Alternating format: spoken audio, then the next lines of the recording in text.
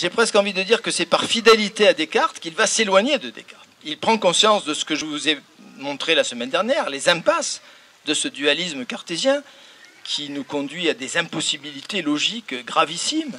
Et donc il va rejeter des aspects fondamentaux de la métaphysique cartésienne et en particulier 3 dimensions fondamentales de cette métaphysique cartésienne que je vais rapidement évoquer. Le premier, il va rejeter ce qu'on pourrait appeler l'anthropocentrisme cartésien. On le sait, Descartes met l'homme au centre de tout. C'est le seul être doté d'une âme au sein de la nature infinie. C'est l'homme qui dispose d'une liberté infinie comparable à celle de Dieu.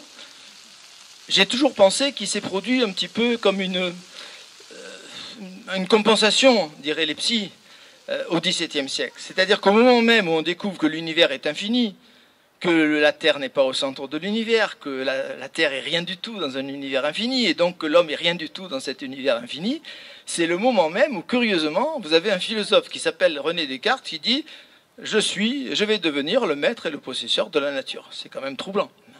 Je vous rappelle qu'à la même époque, Pascal disait « le silence éternel de ces espaces infinis m'effraie ».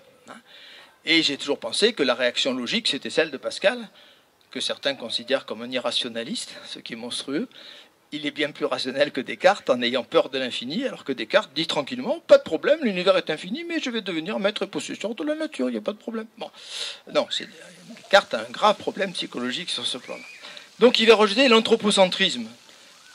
J'ai presque envie de dire, avec mon ami Marcel Conche, le narcissisme.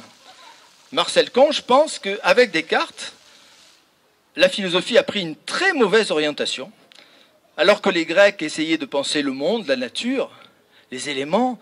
À partir de Descartes, on part de l'homme. Et c'est une erreur gravissime. L'homme se met au centre de tout. Et Spinoza va lutter de toutes ses forces contre cet anthropocentrisme, contre ce narcissisme. L'erreur majeure, dira-t-il, c'est de nous prendre pour un empire dans un empire.